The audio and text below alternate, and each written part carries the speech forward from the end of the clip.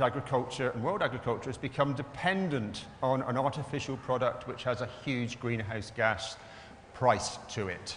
We know it has negative soil health effects.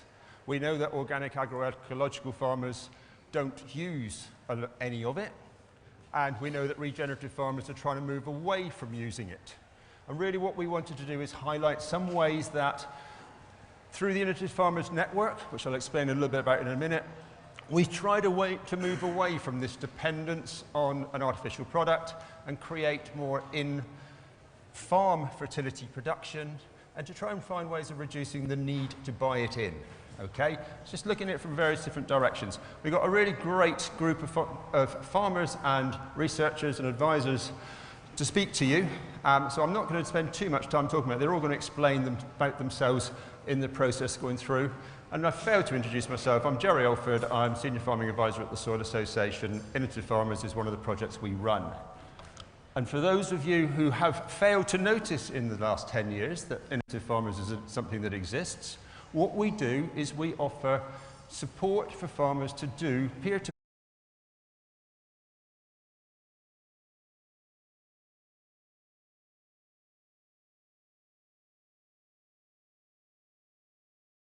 We introduce them to a researcher, put together a trial which is scientifically balanced but has a farmer angle on it. So farmers are controlled all the way through, but we try to keep the science as rigorous as possible. The results from those trials are then spread as quickly as possible, even if they fail. Because one of the most important things we can have as farmers is that we find out from each other what does work, but also what doesn't work. And often the discussion within the group as to why it didn't work highlights how we've got to stop looking on a national basis or have a one-size-fits-all way of doing research, but we've got to concentrate on what works in particular areas or for particular types of farmers. So that's what Innovative Farmers is about. There is a clipboard moving around. If you want more information, put your name and email address on it, or just go and see us on the stand in the main hall, and we're happy to talk you through more and give you some idea of the sort of stuff we've worked on before. So enough of me speaking. I'm going to hand them straight over to Amelia.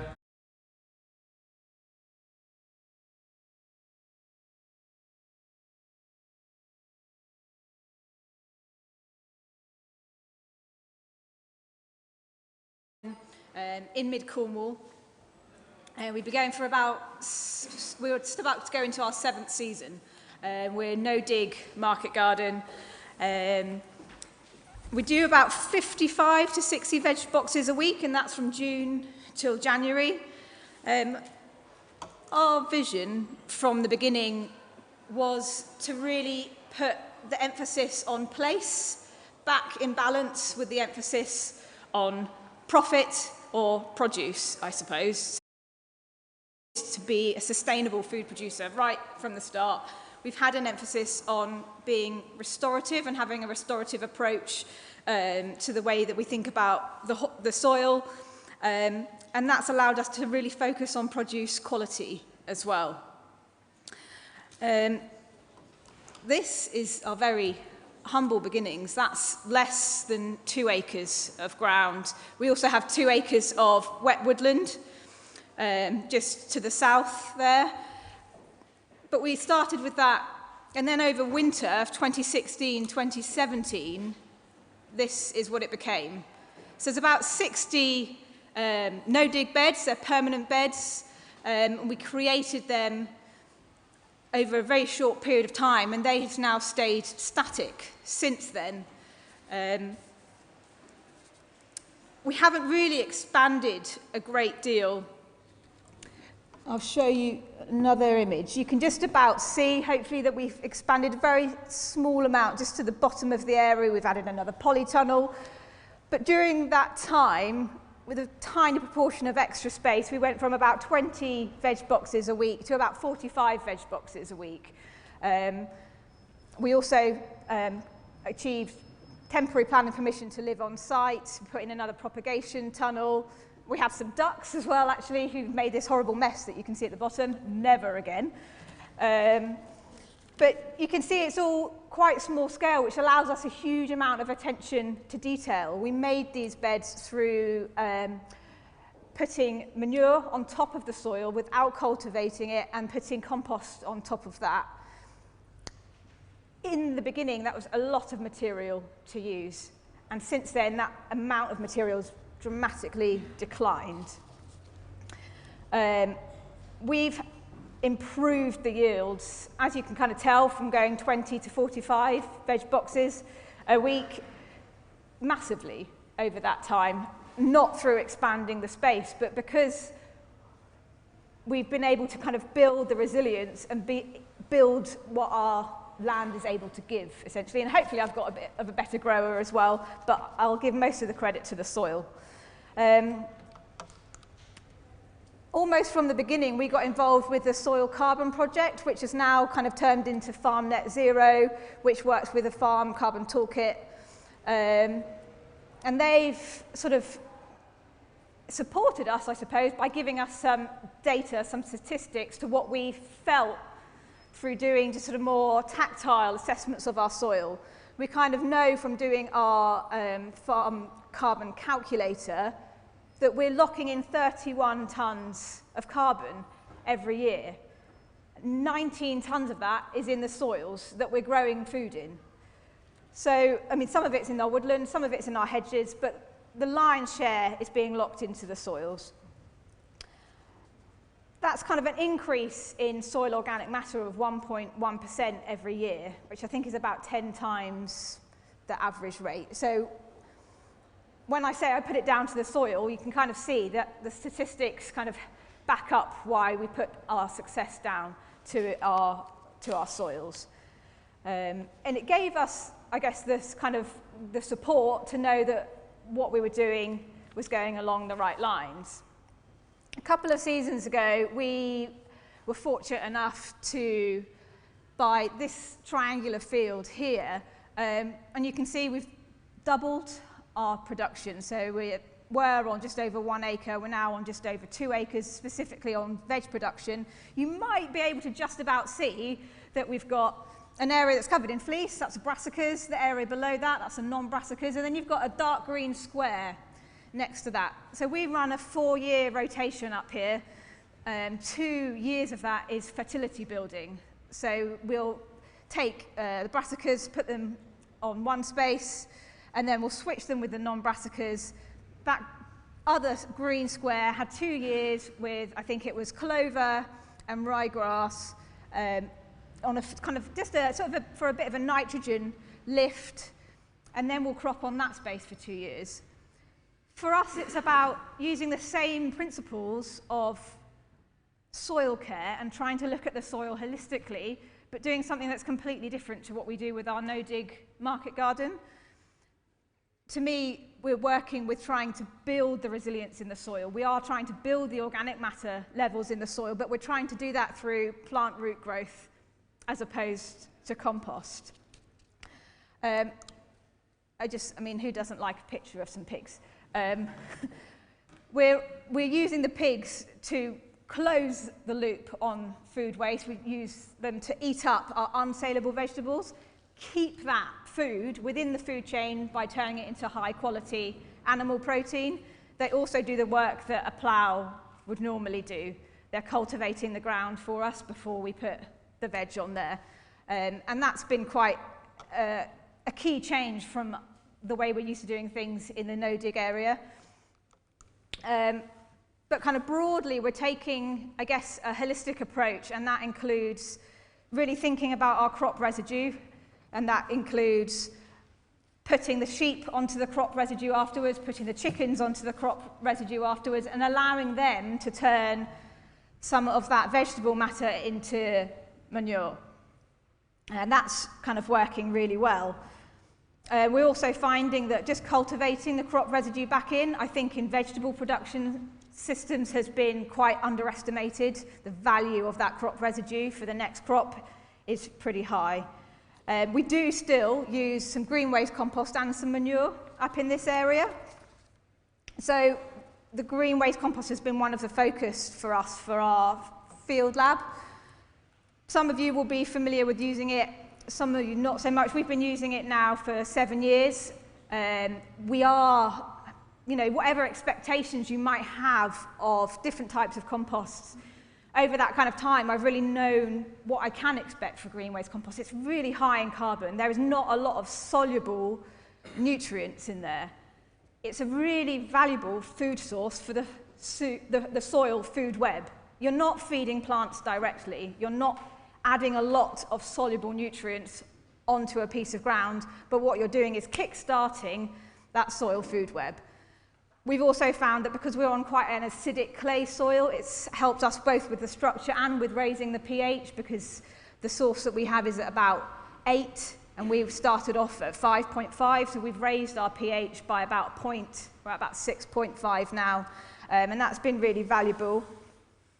On the downside, it's imported fertility. It comes from off the farm. For me, I don't find that too problematic because all of the food that we produce goes off the farm. And so if those homes that our food goes to can provide some of the compost through their garden clippings to come back on farm, I find that quite a good symbiosis. The issue that I do find is that it's really costly in terms of labour. The labour to spread this material is really significant for us. It's one of the reasons we didn't expand our no-dig area into our second field because of labour costs. So we kind of thought quite carefully about how could we improve what the green waste compost is bringing to us. If we're going to carry on using this as a source of fertility, we really wanted every kilo that we're shifting to pay its way, you know, more so than when it comes to us fresh. So for the field lab, what we're looking at is improving the compost in pile. So we've used mostly PAS 100 certified compost, which is the same sort of certification that you would use on a certified organic operation. But we're quite interested in taking some of the coarser compost and seeing how that we can improve that on farm in terms of texture, but also in terms of biological activity. That's a key element for me, is the biological activity of this compost. When it comes, it's completely sterile. That's great for weed seeds, but it does mean that it takes some time to integrate with your soil biology. And so what I'd like to do is bring in some of those elements of homemade compost and see if we can bring that into this huge resource that is out there and is available. So we've taken some hedge soil, some of our own homemade compost, and some composted wood chip that we think has got the right kind of biology, and we've tried to inoculate the green waste compost with that. We don't know how it's going to work yet. It's still a matter of time, I suppose. We do know that we can improve the green waste compost on site, in pile, over winter anyway, but we're looking to really amplify that improvement so that we're putting on something that is much more sort of valuable, I suppose. We'll be testing the differences in the texture and the biological levels in the compost itself, but also looking at its results on the crops. If we're taking time to do this, we want to see results on the crops, and we'll be looking at quantity and quality of crops as a result of using this compost. For me, generally, the aims are I would want to have a better material in the same volume.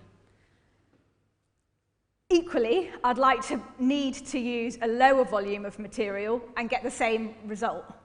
So I guess, as always, we're looking for a little bit more. And that's part of enabling us to continuously crop a space, but also to be able to cultivate, ground, and maintain a strong soil food web, because of the presence of biology is where we'd really like to get to. So we'll be looking at the results this coming season, and they will be reported once we've looked at both the quality of the compost and the quality of the crops that come out. And I hope that's been useful for everybody.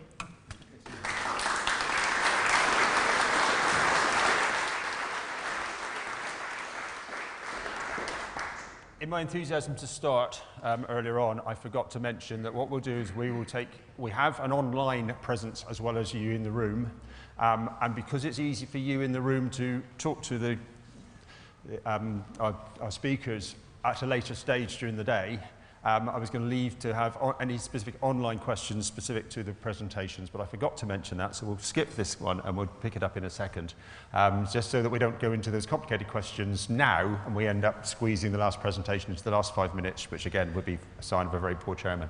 So I'm trying to make sure I don't get that reputation. Moving on now into a sort of broader type of farming system, handing over to Gillian for another innovative farmers trial.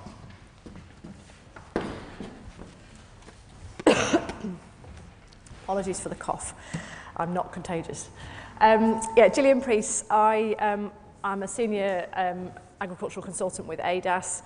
I'm also a farmer, so I'll give you a bit of background on my two roles and then talk about the Innovative Farmers Field Lab that I was involved in.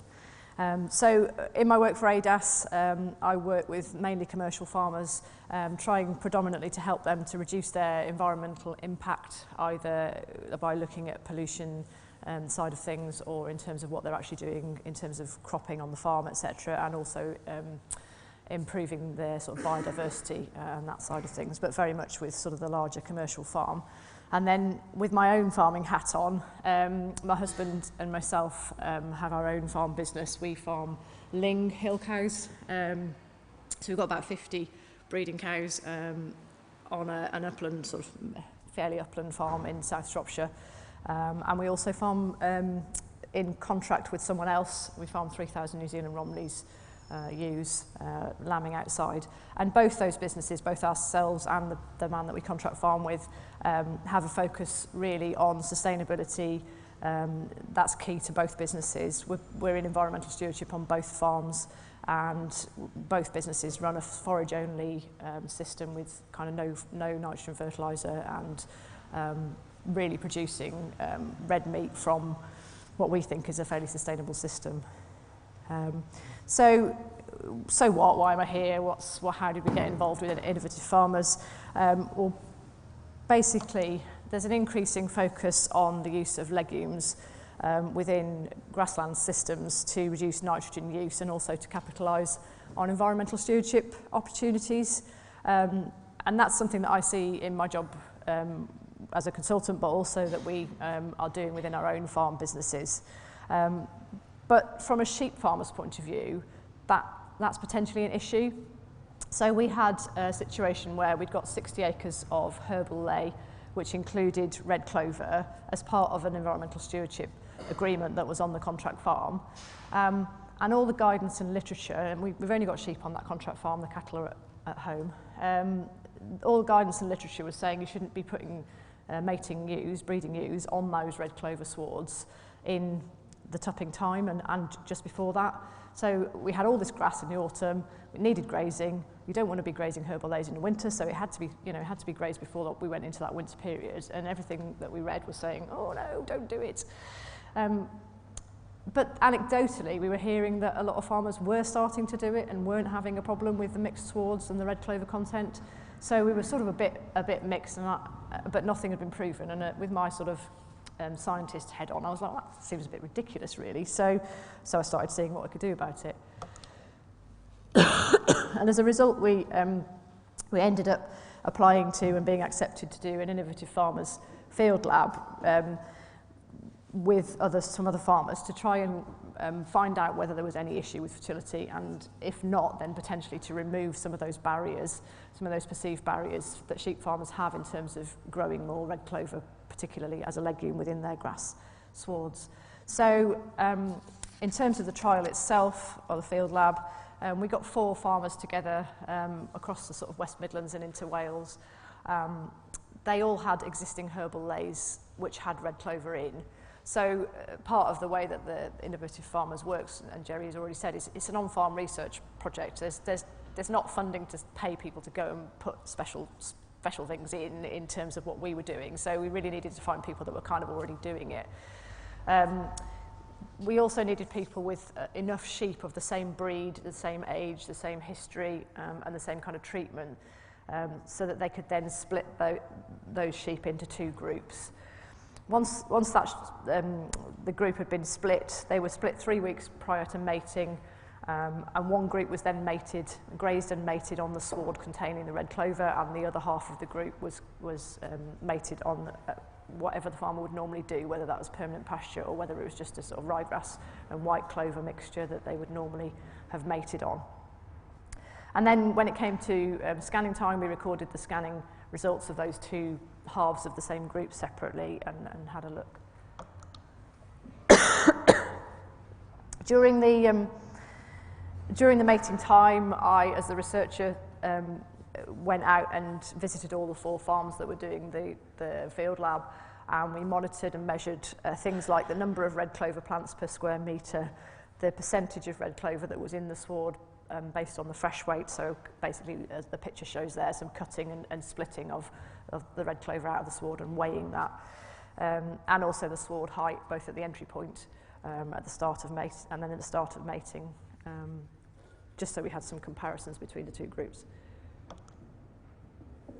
And the results of those sward assessments were that there was quite a big range, even just across 4 farms, of how much red clover was in the sward. So all of the farmers were planting herbal leys basically to comply with the GS4 option in stewardship, which is the herb and legume-rich swards, which requires a minimum of 10% red clover. So most of the farmers had put 10% seed content in their established seed rate, but by the time we got to the stage of doing a trial, there was a massive variation in how much red clover had actually established and remained.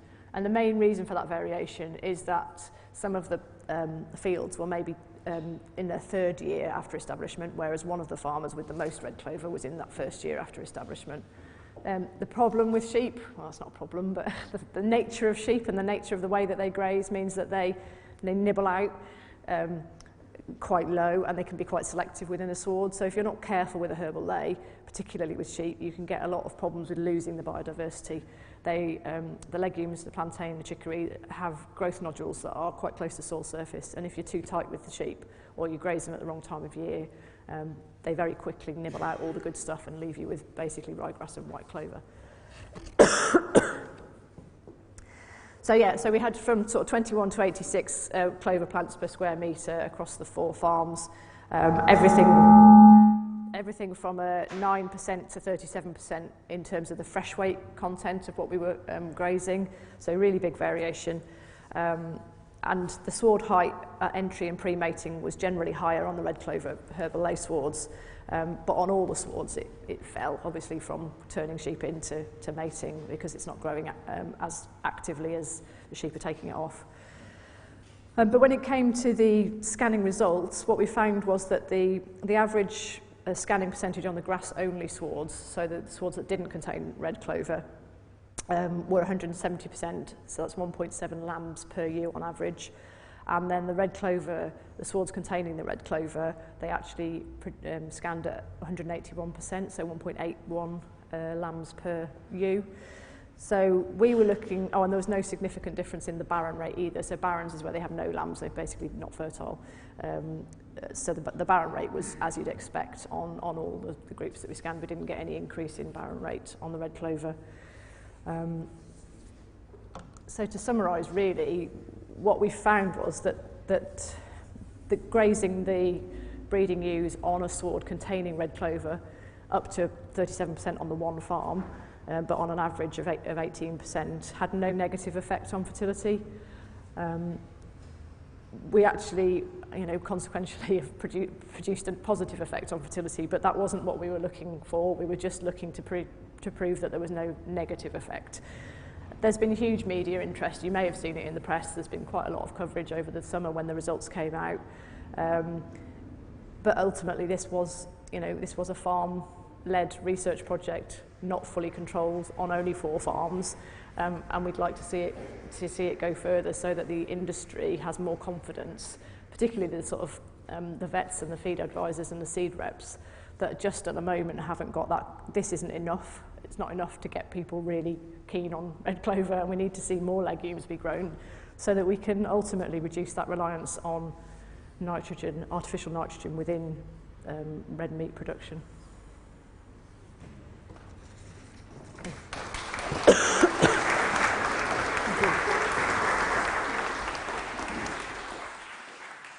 And I think that highlights one of the objectives behind Innovative Farmers. It is not about massively funded research which changes the direction. It's to nudge in a directional change from an on-farm basis, because we cannot do this sort of research properly with the resources available from research funding from the government. So we, as a small organisation, are doing an awful lot of the positive steps that we're trying to do. I know someone's nodding there because the funding streams come from there. If there are any questions from the online audience, just drop them in the chat box and we'll get them across to the presenter. I'm going to hand over now to Matt. Matt is one of our keen Innovative Farmers research farmers. It's good to have these people who are happy to keep on coming back, and he's going to talk through quickly his system and a couple of the projects that he's been working on with us. Thank you.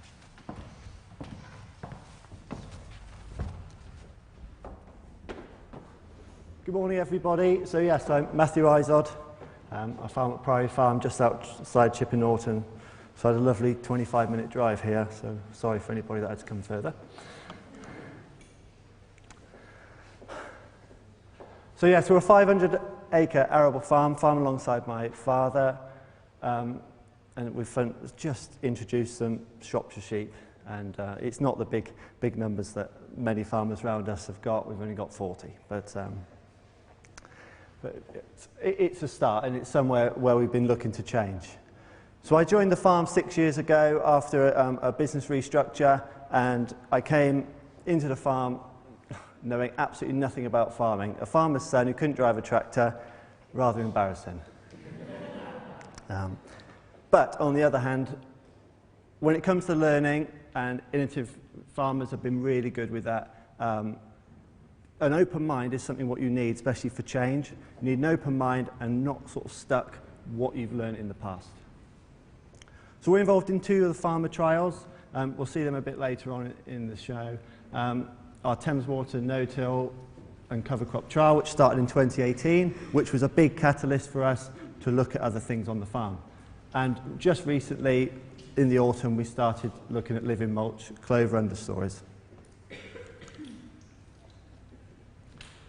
So I'm a conventional farmer. What's our rotation?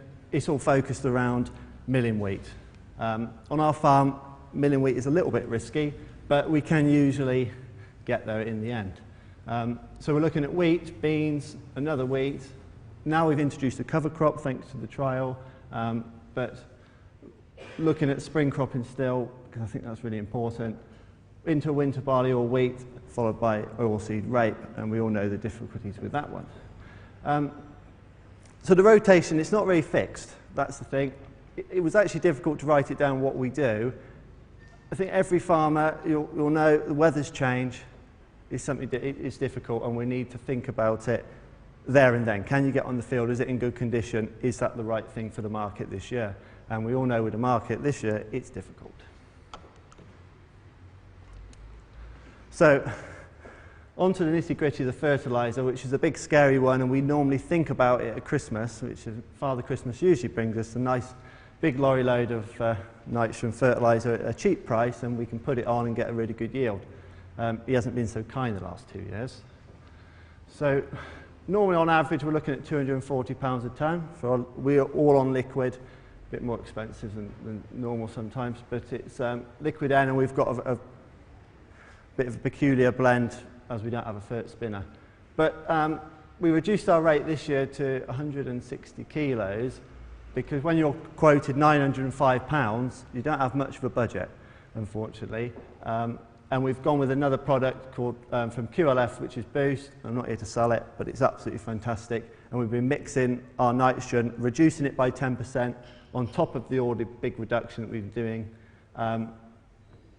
and applying that to the crop, applying that to the soil, and that's a carbon-based, molasses-based product, which is helping with efficiency. Independent trials have shown it. We're seeing big results on the farm, and this year we're going to reduce our nitrogen by even more and up the boost. That's what we're planning on doing.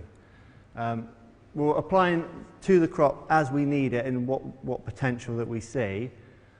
So 5 doses we're going across the farm 5 times. It works really well, just literal feeding the need and not giving it that early big boost of green leaf in the spring, which then you have to run around with a fungicide because you've got it too keen. We're tissue sampling as and when we need it, just so we're not wasting our money, really.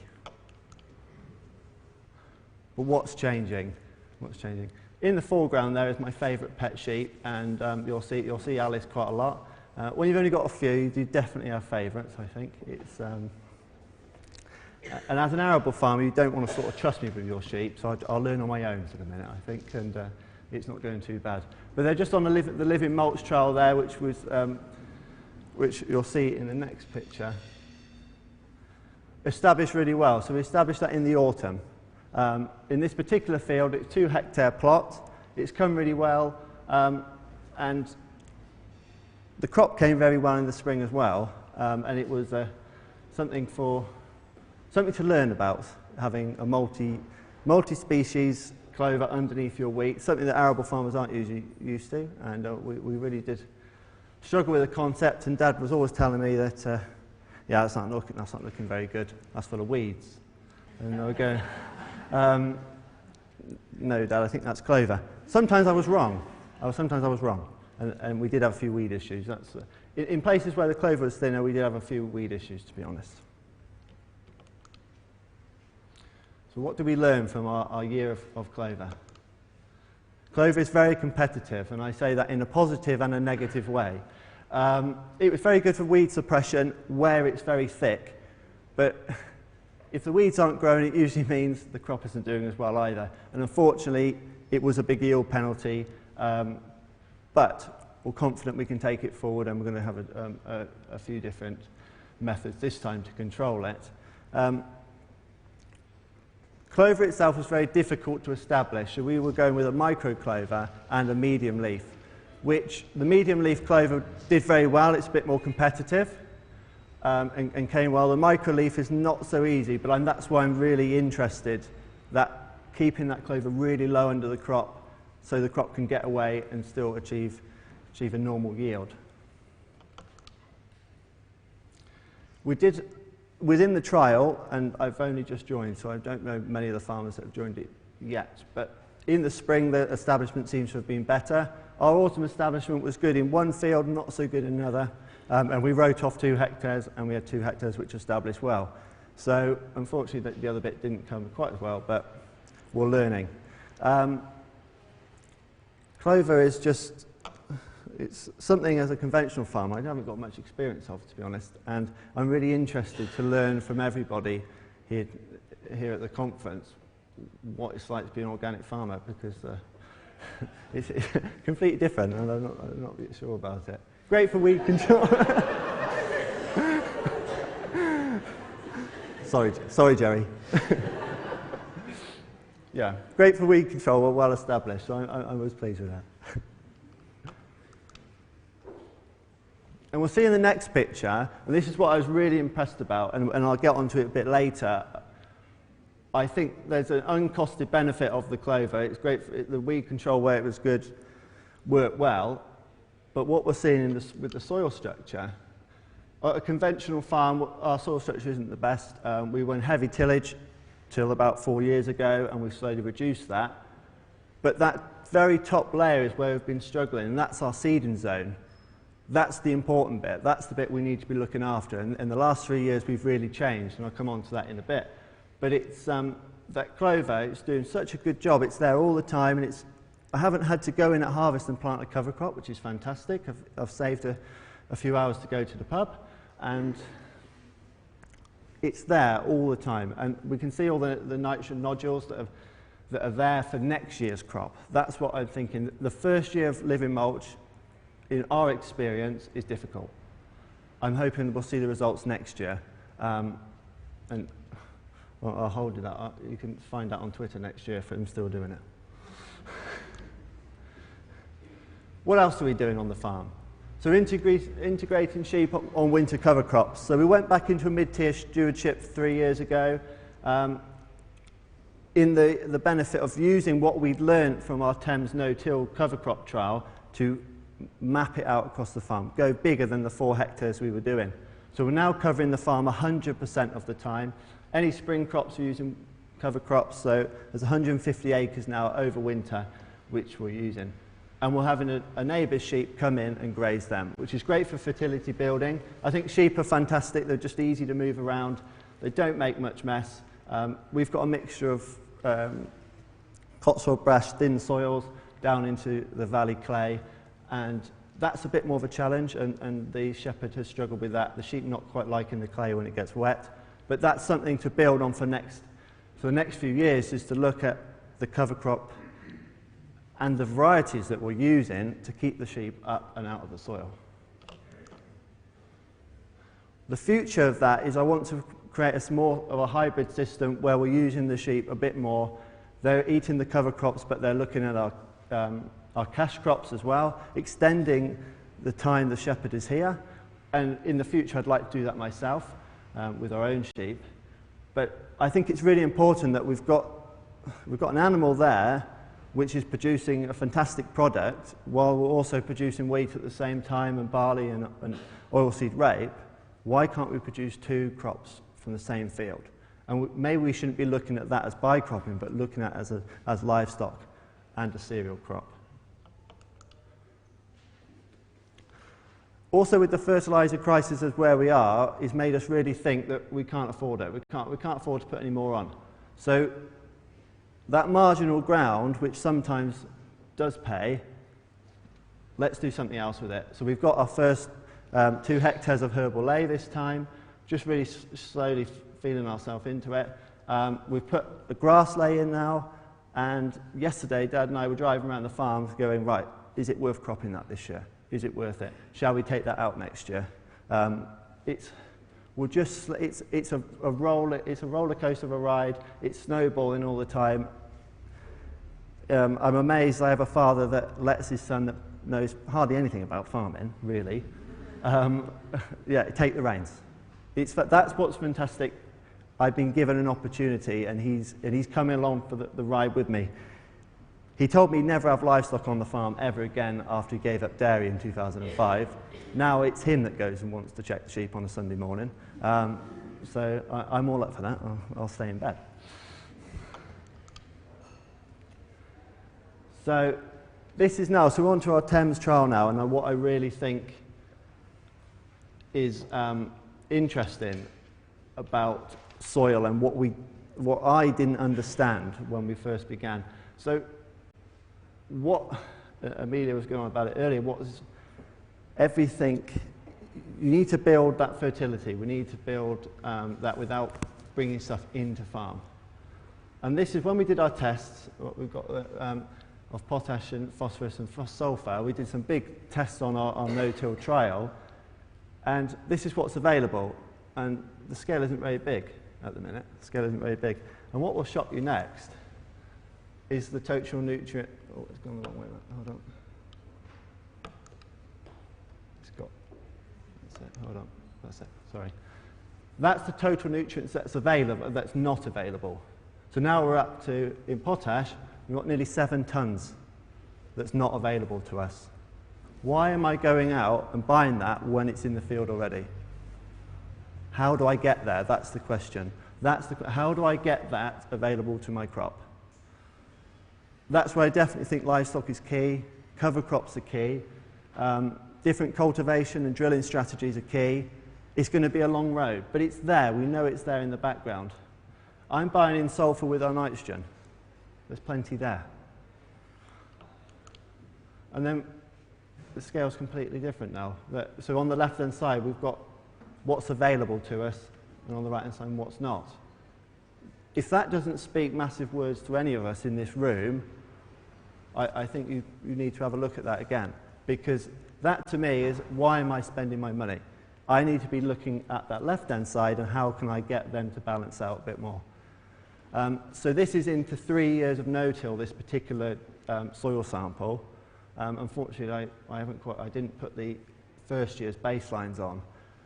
But what we're seeing is, unfortunately, the no-till side of the trial is a lot slower to get everything more available, and it's locking up a bit more. On the cultivated side, where we've changed techniques, just a very, very shallow cultivation, not working any more than an inch, we are getting a bit more balance. Very slight increase in availability. Does that mean no-till doesn't work? No, it doesn't mean that. It's a bit of a slower progress. We're 3 years in on this particular field to no-till and using cover crops. I'm still very optimistic that it's working. I'm really interested when we get to year 5 and take the final results, are we going back to a more upward trend that the microbes are there and they're helping us. I think as a farmer, we need to be thinking more about the microbes instead of the inputs. Yeah? They're free.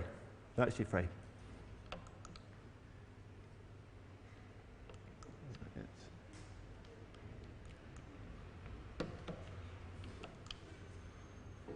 I've already skipped a slide, sorry.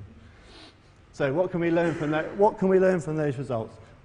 Nutrient cycling through improved soil health. That is everything that 6 years ago I didn't realise. When I was attempting to go ploughing in a wet autumn, I thought, oh, what a fantastic job you're doing. You can slightly drive the tractor straight. But now, this is where I've got to think more, how can we look after the soil and improve it for next year and the years beyond?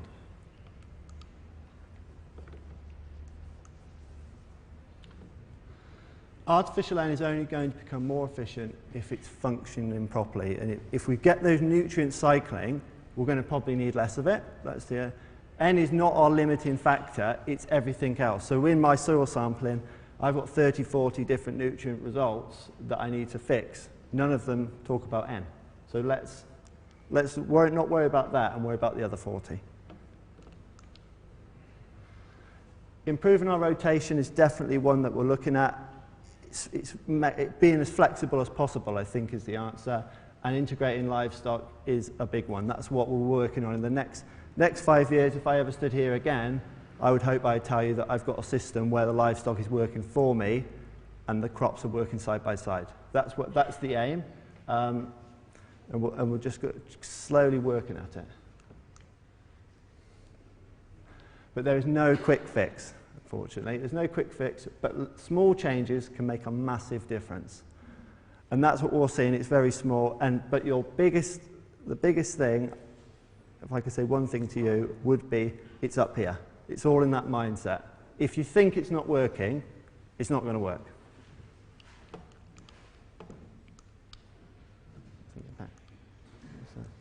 Thank you very much.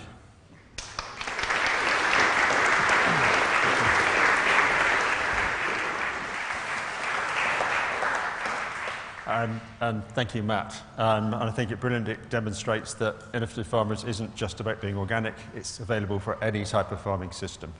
And we'll train Matt in future. So,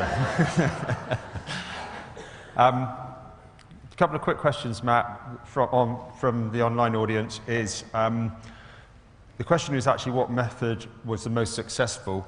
The question to you is, what did you use to drill into your living mulch? What sort of drill are you using? So this year we only had, we used a tine drill, and then we spread the clover on top. Right. Because it was September. So we had one, this year we're going with a tine drill because that's the options we've got. Yeah, that's fine. I know there's other people in the room who use direct drills and are using up this, and there's lots of different techniques, but there isn't a perfect one as far as I can see yet. Other manufacturers might disagree with me. That's excellent. Finally, moving on to the last session. Yet another totally different sort of trial that we're running in the Southwest. Sarah is going to explain what's going on. Thank you.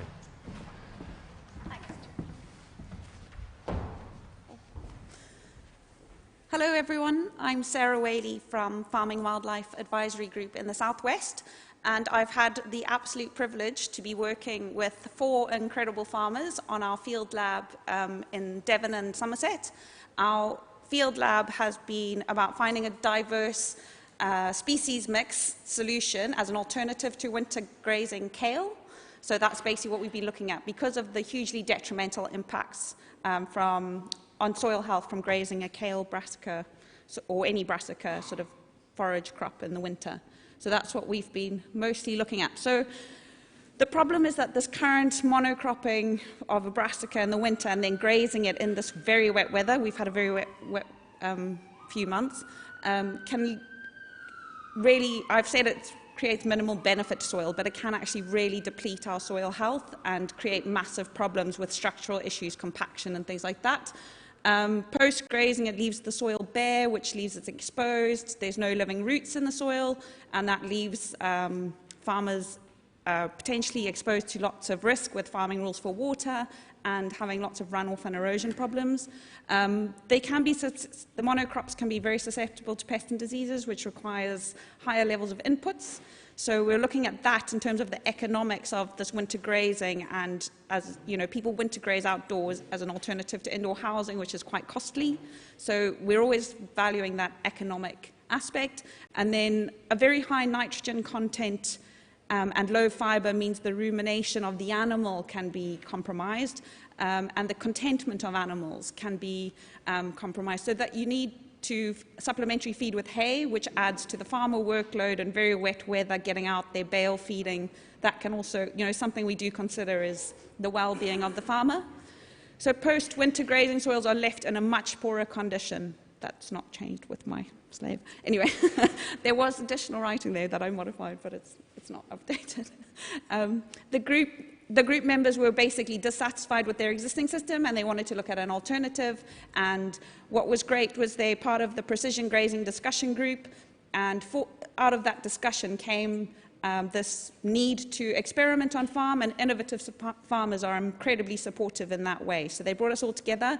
I'm the project coordinator, 4 amazing farmers, and we've got some ecologists and other researchers to support us, which is great. So the trial design, we've got 4 farms in the southwest, in Devon and Somerset. 2 are organic and 2 are conventional. Basically, we took 8 hectares, so either 2 fields of 4 hectares each, roughly, or a single 8-hectare field split in half. On one side was kale, the other a 16-species mix. The 16-species mix was selected by the farmers themselves, and that was for winter hardiness. It was for fodder potential and any ecological benefits and general soil health. They're doing strip and cell grazing as they would in a standard winter grazing system. And the cattle are weighed and body condition scored before and after. We also have a WhatsApp group that I get sent 6 a.m. pictures of cow pats, which is always interesting, but that keeps us all entertained. And we keep updated on that front. And the farmers always sharing stories. What's great is they seem to be inspiring each other. Someone had their spade out yesterday. Tomorrow, someone else will go out and dig a soil pit just to have a look, because they're getting all excited, which is great. This you probably can't read from where you're sitting, but it is on the website, on the Innovative Farmers website, our 16-species mix. And just to show, there was certain characteristics we selected for. Some were for soil benefits, and some were for winter hardiness, as I said, ecological benefits, potential bird seed, things like that. So multiple species selected for different uses. We are obviously focusing a lot on soil health, because soil is the core of our whole nutrient management plan. You've got to start with the soil with anything in farming. So we focus a lot on the soil health. We've done extensive laboratory tests that did soil sampling before the trial, but as I said, farmers are still getting really excited and getting out there and doing some soil pits even in the middle of the trial. We're looking at rhizo sheaths, Vez scoring, earthworm counts, all those sorts of things. So it's really about trying to understand how the soil's functioning, what residue is being left, and how quickly is that residue breaking down. This functioning of the whole system is really important. We have monitored ecology, so gone out and looked amazing pollinator forage during the summer months on our diverse mix as opposed to the kale. The kale crop had a lot of cabbage white butterflies, but not much else. Whereas the diverse species mix had a huge amount of solitary bees, bumblebees, honeybees, a lot of ladybirds, butterflies, aphids, a lot of invertebrates, and that obviously is positive for the environment.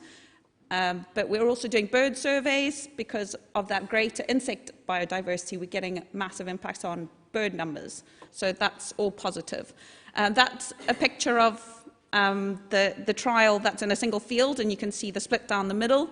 This was actually about August time, so the 16-species mix was looking really great. What we found is it's potentially gone a bit over, and the kale's grown. This kale crop was really good kale crop, but that's basically what it looked like. So you can see the difference there in the diversity of the biomass. And what we found was underneath the kale plant, however big a kale plant is, there's no roots around that stem, that trunk of the kale plant, so you have a lot less root density growing in that soil overall, which is interesting from we've started now grazing. What's been interesting is the farmers have total autonomy over their management decisions. So they've got 2 mobs, obviously grazing at the same time, and the farmers can then decide they would choose whatever's working best. So on one farm, on the diverse mix, the farmer felt that moving the cattle twice a day on the mixed side was better, and giving them slightly more was a better option because they were getting a bit hungry. So he's got autonomy to do that. The kale mobs moved only once per day, but he's having to bale feed them with the supplementary hay. So there's additional work in that and additional expense and cost. There are some figures there. So we had, on the diverse mix, we had an 18% dry matter, and we got, very loud, got about 8.5 tonnes per hectare. This particular kale crop, they were at 14% dry matter and 16 tonne per hectare. It was on steroids, this kale crop. So this particular farmer had put 80 kgs of N down, and that was because he had it left sitting in the shed. So he's a conventional farmer, and he put 80 kgs of nitrogen down. On a normal conventional kale crop, they would put about 130 kgs per hectare of N fertiliser. So it is a much reduced rate, and he's got a really high yield anyway, which makes you instantly think, do we need to be putting so much fertiliser on anyway? But he's also having to supplementary feed hay, as I mentioned. So observations so far, all of the farms are moving through the mixed species plots a lot faster, but that could equate to, say, less bale grazing and more extensive fields required with a diverse mix. Would that benefit our pollinators? There's a lot to weigh up. So we haven't deduced any findings from this yet. Animals are doing really well on both the trial and control, so animal welfare is our top concern, and farmer well-being, of course. So we make sure that the animals are doing well. There's no excuse for any animal deteriorating on either trial. Ground appears to be holding up much better under the diverse species mix, and that's due to the increased amount of root biomass.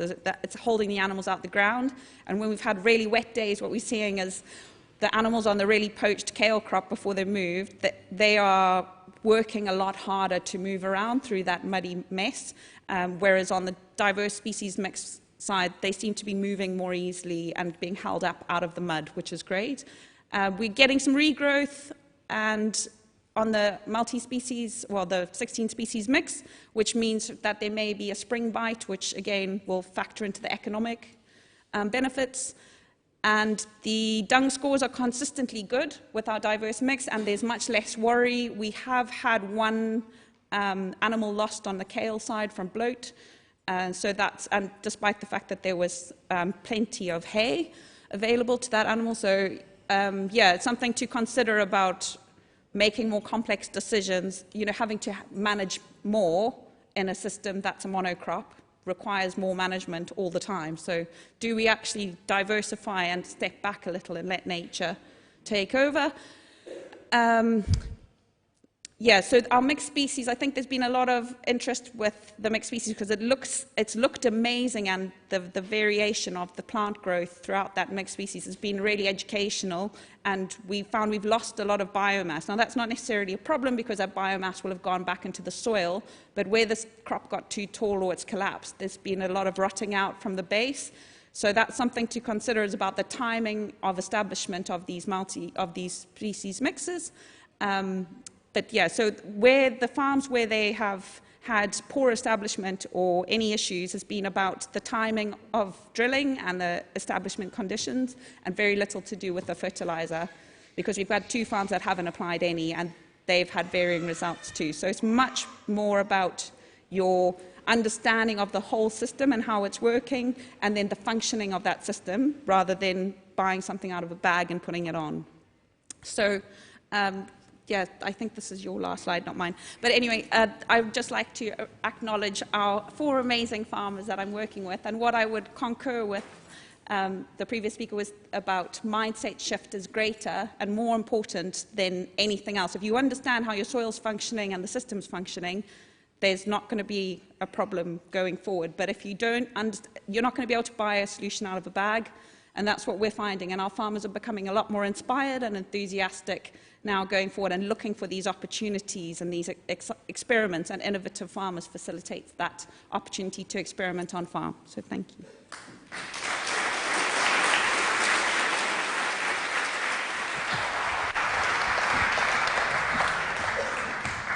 Great. Got an opportunity for questions now. I've just got a couple of questions. Again, from online. To start with, there's more to come, but I'll slot them in and out. Matt, is there anything in particular you plan to try to improve yields with the living mulch next season, or are you just anticipating better results over time? So for the living mulch, we've been thinking about using a stubble rake, maybe to knock it back. and giving it a small dose of glyphosate if we can, I think, at the start. You're allowed It's an option that's there. It's an option that's there. Yeah. Okay. And there's just a clear-up question from Amelia. You described the compost as sterile. Can you just expand on that a little bit? So when The green waste compost that you... waste compost, yeah. So the way that it's made in huge, great big piles means essentially that it reaches about 80 degrees. So that kills off weed seeds, it kills off any living plant material. We do find the only thing that's left in there is fungal activity. There is already quite a lot of fungal activity in green waste compost when it arrives, but besides that, we know that it's going to be free from weed seeds, but it's also free from quite a lot, you know, any other sort of visible biology. And Sarah, this is a specific question. What are you looking for in the dung, and how do you measure it? You might need a... Yeah. You better come up here because you're the only one not mic'd up. I was the least important speaker, so I don't get a microphone. You stay there. I'll go over there. Okay. Now I'm in control. See what happened? Okay, so in the dung scoring, there's standardized dung scoring conditions, and you look at the consistency of the dung, so how runny it is. So normally in a very high protein kale crop, you'll get a very runny dung scoring, which can create, and it's quite acidic. It means the animals are quite acidic in their bowels, and that's what we want to try and stop. And so you need to supplementally feed them hay to bind up with a bit of fibre and carbonous material to try and slow that down. But with the diverse crop, we don't need to do that. But you don't want it too dry either. So you want to, yeah, there's methodology available online, basically. Right, and I'll stay there. Pick up one, which is actually an interesting question, I know, for lots of other farmers, people here. What components of the multi-species are performing best, especially in the later grazing dates? And do you think you may end up with two different mixes, separate fields, or would this be a recommendation going forward, separate mixes, separate fields, one for earlier and one for later season grazing? That's a lot of questions. I know it is, yeah. And quick answer, because we're Yeah, quick answer is the tillage radish that we put in the mix was quite a small component, but was very dominant and smothered out a lot of the other species. But what we found, so I think we would reduce the tillage radish in the mix. It's gone to seed and spread like wildfire. So how are we going to control that? We don't yet know, but it may not come back as vigorously as we think. We had quite a high component of grasses in the mix, up to 55% of grasses, and they did not do that well. They didn't seem to do very well. Sunflowers did very well. I think in terms of the forage now, we had some kale in our diverse species mix, and that's, the animals are grazing that, but there was a lot of oats, millet. We had ryegrass, and then the clovers, obviously 4 different species of clovers. But yeah, it's early days, so we'll definitely have more in the report, but hopefully we'll be able to answer that. And there'll be more research because innovative farmers are so enthusiastic about our trial. They're going to do it a second. I'm sure we will. I don't know yet. Questions from the floor. Lucy, my colleague Lucy is wandering around, so she's got the mic. So the lady... Just checking the mic works. Yeah, so lady in the green at the front, Lucy. Here initially. Hi. I've got 2 little questions for. The one is for the using municipal compost. I'm quite worried about the amount of glyphosates that are circulating in the food system, and it worries me using that on my soil, especially if you want to be organic. Had you thought about having like a deposit scheme, so you deliver your box scheme and you can have a more circular system by receiving their vegetable waste back in the same thing? We have considered that, but we aren't a logistics company. We're veg producers, and I think actually there is an element of logistics that would be required to be able to take people's materials back. But I suppose, we have looked into the composition and the certification of the compost, and I am reassured to a degree by the certification of the compost, but I'm more reassured by the year-on-year results that I'm getting. If there were significant levels of damaging elements in there, I wouldn't be seeing highly nutrient-dense veg cropping at a really high level. So I suppose I'm more reassured by my experience than anything else. Thank you. And is it all right, little one for Matt? Yeah, I was just going to make a quick point. It's good. You said about getting the livestock to do the work for you, and I was thinking we tend to forget that the plants do work for us as well, and you can get micronutrients from the soil because the plant's symbiotic relationship with the soil. But if we give them artificial fertilisers, then they're like saying, I've had my dinner, I don't need to do the work. So I just thought I'd frame that in that way for you. Yeah, I definitely think you have a good point there, that with the amount of N we've been given the cereal crops, when we've come to this year, for example, they don't physically know what to do because you've been feeding them from above. I think that's where the livestock play a really good role of reducing that plant down over winter and stimulating root growth and getting the roots into the ground. And we've seen in the drought, isn't it? I think that the more roots we're going to have, the better crop we're going to have, the more activity from the biology. I think that's where we're going. But yeah, I need a bit more time. Lydia there, and then there's the lady at the back with the white. So I'll try and be very quick. Thank you for putting together a lovely session. Fascinated by the ADAS work, and not surprised that you were getting those good results. I'm guessing that the other species in the sward were helping to mitigate any of the negative effects. What were those other species? Yeah, I don't think they were I don't think they would have been mitigating the negative effects, because the negative effects of the red clover are to do with the phytoestrogen content. They may have contributed to the uplift in fertility, but I don't think they would have mitigated any negative effect. I think we would still potentially have seen that negative effect. What we really would like to do is to look at a more commercially on sheep farms, the red clover is being grown in herbal leys. But there's no reason to say that you couldn't grow a ryegrass white clover and red clover and then a ryegrass white clover without the red and compare those two. They're just not commercially available in enough quantity with enough people that want to look at it at the moment to do it.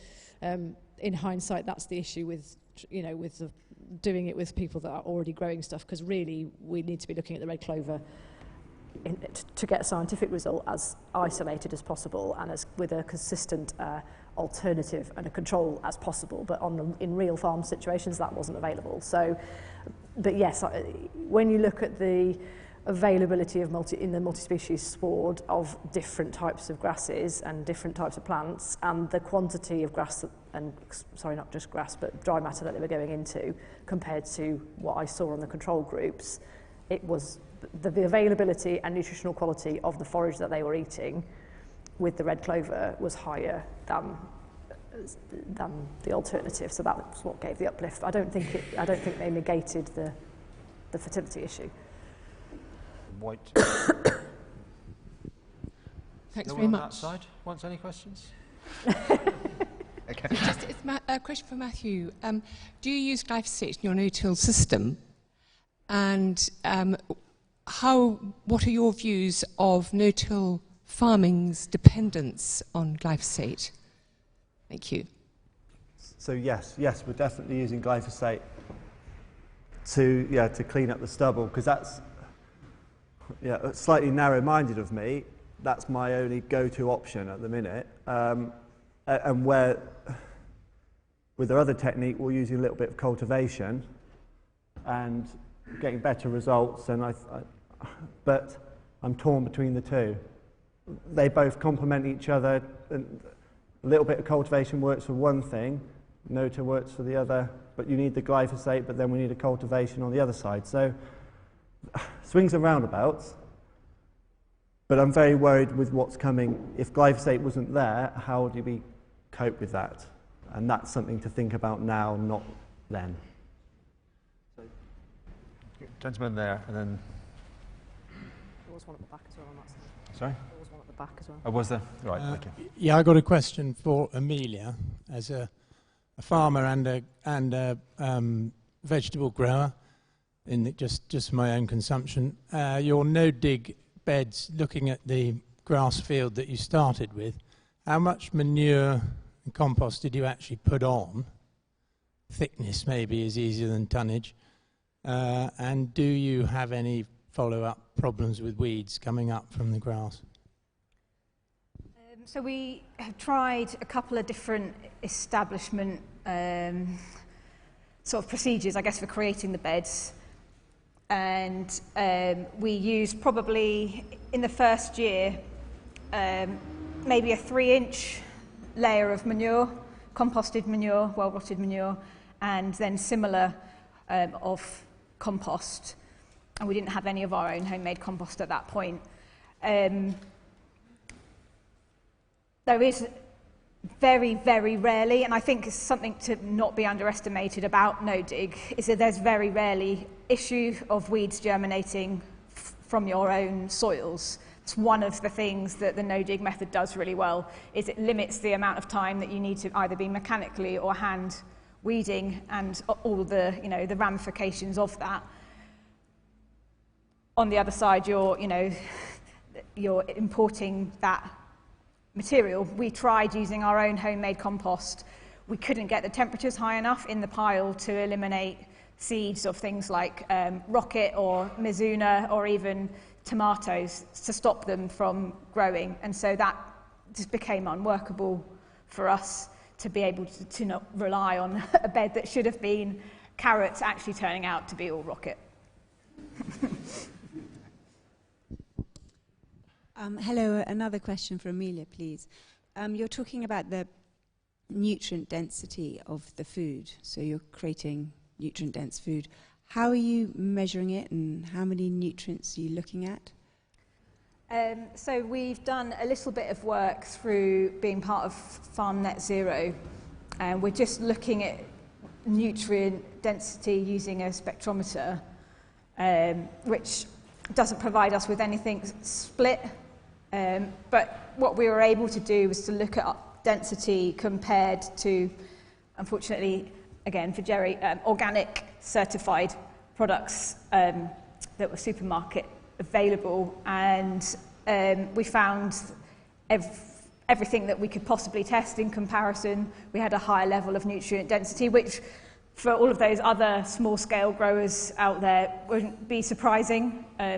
If you haven't got available nutrients because of a healthy soil food web, you're not going to be able to transfer those nutrients into those products. And for me, it's simple and kind of a foundational part of what we're doing is it's, instead of thinking about our products, we're thinking always about the soil,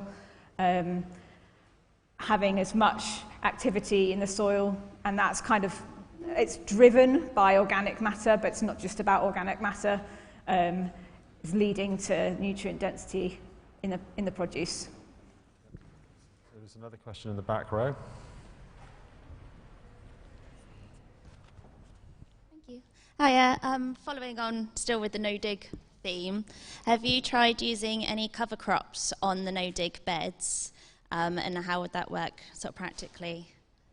We've tried quite a lot actually, because we do use cover crops, and obviously we have a 2-year fertility building part of our other section, and I would like to use cover crops more and more. In the past we've tried caliente mustard because we had a problem with wireworm. We've also used vetch and rye, and then we just started using vetch. We find that the issue is the kill, is a termination, and that's, I've tried scything, I've tried using silage sheets, and I can't particularly find anything that I feel 100% happy with when it comes to termination. And we're very mild where we are, so we can't just depend on a frost. But it's something that we'd really like to use more of. The other thing that we use, like a cover crop, is we're doing our veg boxes from June till January. We're not buying anything in, it's all our own produce. So having veg for a longer season as possible is really important for us, but we also know that having plant roots active in the soil is essential. So we're looking to leave those crops in after they've finished, sort of at the end of summer, autumn. If there's not enough time for another crop, I won't be taking them out. I'll be leaving them in for the whole winter so that there is some activity in there, and then I'll be sort of doing a termination on those basically in the spring. So I'm trying to start to tolerate weeds a little bit more and start to tolerate the crop residue to, well, utilise it, I suppose, where it's not possible to use a cover crop or green manure. Okay, I have a broad question. I've extrapolated a question from the online audience to all of you. Okay, so just what is the economics of this change in your system? Was it economically viable to do it from a business context? We know from the soil health, and what other things would you do to change or improve that if you got the chance? So, Amelia, the comment initially started with the cost of your bought-in compost. So. Yeah, I mean, the bought-in compost is a really significant consideration, and it's something that we're trying to use less and less of every year. I mean, there's other reasons that we're trying to use less and less of it every year. I think the cost element is the trials, not these specific trials, but when, you know, most of us producers are always striving for something better. So you're always experimenting, and like, you know, you've said, Matt, it doesn't always go right. And I think that is a really good learning opportunity, but it has a financial cost to it as well. So constantly experimenting, I'd say, I think my partner would agree, is that my constant desire to push the boundaries doesn't look so nice on the balance sheet. Gillian. I'm glad someone's asked that, because I wanted to ask that to Sarah, so I'm looking forward to your response too. Yeah, I mean, the red clover introduction and the herbal leys swards, some of the farmers in the group were receiving stewardship payments, but there was one farmer in Wales who didn't have that available to him, and he was growing it purely on a commercial basis and wants to grow more of it. The yield reliability in variable weather conditions, so particularly in dry years, the herbal leys grow a consistent yield. The biodiversity benefits are obviously massive, but which isn't financial, but if you can link that through to income from stewardship schemes, then that's great. So yeah, it's a win-win, and obviously no nitrogen fertiliser. I mean, the contract farmer that we work with, he's an ex-arable farmer who's grassland reverted. 80% of his farm was arable and is now grass, of which 60 acres is herbal ley, and the rest is a lot of the rest of it is water infiltration protection against watercourses. So that's a slightly different option, but he just can't believe that he's got no fertiliser bill, and he's still a profitable farm. I mean, he's always been very, very keen on sustainable systems and stewardship schemes, and he was an early pioneer, but he's still, on this new system, he still finds it amazing that he can make the farm work in it and still feel morally happy with what he's doing. Important part of being a farmer. Comments? Matt?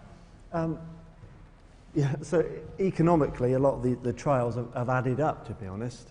With our no-till and cover crop trial, actually, Thames Water, I must say thank you to them, dancing with the devil at times, have funded the work, and they've taken the risk out of it. Would we have tried it without it? No.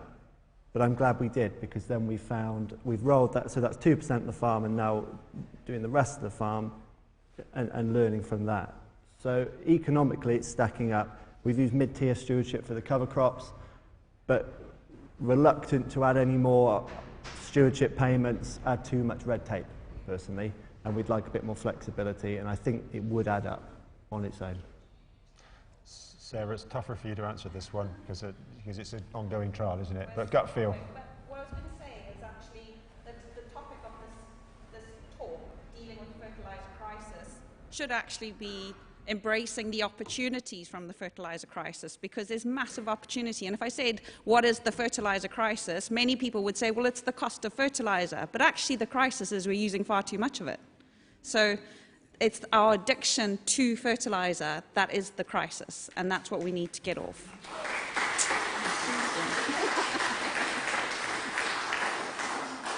And I I know there's some arable farmers in the room here, so from your point of view, as a consultant, advisor, researcher on this project, the grazing potential from the cover crop that you're growing, because that's effectively what you're growing, isn't it? Although we're in Devon and Somerset, it's not a traditional arable area. It's still been using the livestock to turn that cover crop into something of value.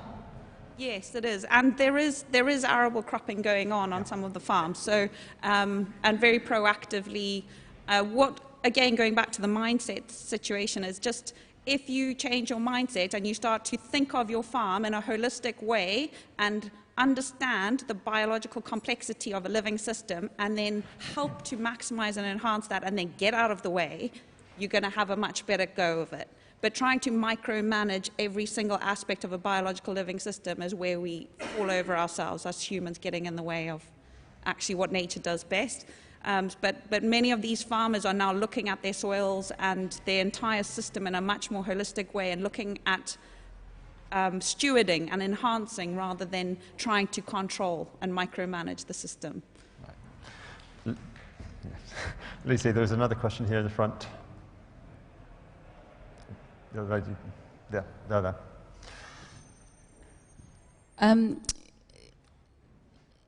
With the, I don't know how to word this, you know how a lot of people are saying how we should eat less meat for the environment. If your farmer's you're just growing arable crops, how can you argue to those people and say, actually, we really should be introducing cows or sheep back onto the farm? Can I answer that one? Chairman's kind of prerogative on this one. I think the reality is that we need to move away from an industrialised livestock system. So we're moving the livestock back onto the farm of a regenerative, a grazing, organic type system, so that we grow the crops. We don't have to feed them combinable crops. Sorry, arable farmers, but find another source for your sales. We don't have to, yes, use the byproducts, yes, use the waste, yes, use the poorer ones, but use the livestock to graze green fodder, which grows easily and takes that nitrogen out of the ground, or out of the air, and it has that beneficial effects on soil health. When we get a healthier soil, we get less pollution, we get less need for pesticides. The whole thing becomes a virtuous circle in my slightly biased organic mindset. But we can still produce red meat in the UK, and to a certain extent white meat in the UK. We don't have to be so dependent on bought-in. And think about, we're talking here about high protein, a 13%, 18% protein food. We're buying in soya, which is from the rainforest. It's ludicrous when we can grow pulses in the UK anyway. So let's make the system as a whole work. And the UK farming system can be a system, or your farm can be a system. The whole things are there. There are issues with red meat, absolutely. Yeah, there are. But we can adopt them and reduce the damage that we cause from it through what we do. That's my view. And then, oh, sorry, there first and then back to there. Yeah. Thank you. I've really enjoyed listening to all the work that is being done by farmers and researchers and food growers, but it all seems very small scale. You know, how do we get this out to the much wider farming community that is still dependent on conventional methods?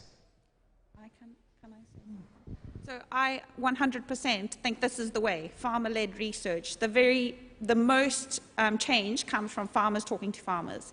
We had a farm event at one of our trial farms in August on Higher Thornton. It's what used to be Grazewell, but it was a grazing event, and there were over 200 farmers there, some of whom had never considered even putting 3 species in a mix. And they got exposure to different grazing systems using electric fencing and, you know, whether it's cell grazing or whatever, and a lot of them set stock systems on monopastures that were really depleted farming systems. So they learned from other farmers, asked all the questions they want, got together and had a big chat, and that's the way that you foster change. It's not researchers and universities dictating, oh, that's what you must do, because the practicalities of how these systems work on the ground, and if they're not trialled on farm, just doesn't translate. So I do think this is the best way, quite frankly. I totally agree, and I definitely, as a farmer, I respect other farmers' work instead of being told from the big guys that you must do that. I And 18 months ago, we formed a cluster in our Cotswold area, and well, now in 18 months we've gained 121 farmer members, and they are all interested in everything that we've been talking about today. The movement is happening, but we have to appreciate too that as a business we've got a lot of uncertainty from one side, and we're trying to change. The economics of it is there, but you've got to believe it. You've got to see it to believe it, and then you go forward. And it's taken us 3-4 years to see that, and now it's snowballing. There was one question there. You have to, and then can I just say one more thing about that question? Was that the transition for a farmer can be really dangerous if they just go full tilt at it. And there's a warning, and that some farmers have fallen flat on their faces because there's a transition period between building your soil health or weaning yourself off artificial fertilizers, things like that. That takes time, and it can take 3 to 4 to 5 years. So to just to not acknowledge the importance of these small-scale trials in that longer-term decision-making, yes, I think it's really important to acknowledge that. It's a nudge effect. Yeah. Yeah. Okay. We've got time for one more question after this, so if anyone's got one last question, burning question, okay. I've got, I did a carbon assessment footprint thing, and the problem with these carbon assessments is that they don't differentiate between sustainable methods of growing and unsustainable. So when you have a graph of like beef is like really bad, and then lentils are much better, but they're not carbon negative. Nope. Whereas my argument is that you could flip that whole graph into the negative zone by farming sustainably. So it's we need to factor in, if you base every decision on a metric of carbon, then you close yourself down to any other options. So if you add in other assessments, so you add in the biodiversity benefits, the wildlife. We've been doing insect trapping as part of a project we've been doing. We get very little on an arable farm. We get an awful lot on a livestock farm. Join the dots. That's the reality. Let's not tie ourselves to one single metric. Unfortunately, the people who criticise us will, because they don't want to hear about the things we do right, because that doesn't suit their narrative or his narrative, if you want to be a bit particular. Say that farming sustainably is a carbon negative thing to do, because everything you grow is increasing the carbon in the soil, and it's increasing carbon in the content, because everything that you grow is organic. In the much maligned ELM SFI system, pretty well everything that gets paid for is something that is an organic-based system, and that's the reality of it. Also, I've seen a health assessment. Somebody said, eating red meat is bad for you. They've proven it. And the assessment is just based on unsustainable, intensively farmed meat. So it seems like the science isn't up to it. And can I just put a plug in for John Kemp as well? Yeah, John Kemp's stuff is absolutely brilliant. Listen to him, everybody. Can I just say something? Sorry, can I just say something on that comment as well? I mean, I heard Diana Rogers speak back at Groundswell in the summer, and she was absolutely amazing, dietitian and nutritionist, wrote in The Sacred Cow, and she actually explained right at the start of her presentation that all the different metrics that that red meat can offer in terms of diet, in terms of biodiversity and environment, in terms of everything, the only one that red meat versus no meat diet fails on or falls down on is carbon. Okay, and that is the reason why she says that we're being hammered on carbon, because it's very convenient to ignore all the other environmental sustainability benefits that livestock bring to a system. We're going a bit off the piste, but we're going off track here a little bit. So we've got one question there to go, and then I'm going to wrap up. So it's not controversial at all, and I always get shot down. I raised this at Groundswell, and Jerry burst out laughing. I'd like to ask Matthew, an absolutely critical part of the Cotswold rotation for centuries until it was banned, and I think it needs experimenting with because it's totally natural, practiced by communities all over the world, is stubble burning. Could you comment on that, please? I think I was very small when stubble burning was a thing, so I'm not very well versed on it. Dad tells me many stories of driving around with a quad bike with a burning tyre behind it. But I think there's some interesting pictures and stuff whereby an awful lot of unfortunate combine fires this year as a consequence of the year, and there was as much black grass behind the burnt bit as there was on the non-burnt bit. So I think maybe, I think that bridge is burnt, to be a bit facetious. So one thing I would say is that if we don't have a green cover over any of this land, we're not utilising the sunshine, which is free. Yeah. So it just seems to be, to me, I don't know, I get nervous. Yeah, we did have a combine fire this time, and I got nervous about it. Mm. But right. yeah, I don't know. Okay, well, we're going to wrap up now. Thank you all very much for listening, for your questions. Please, I would like to thank the speakers, because they put the effort in. I just witter away.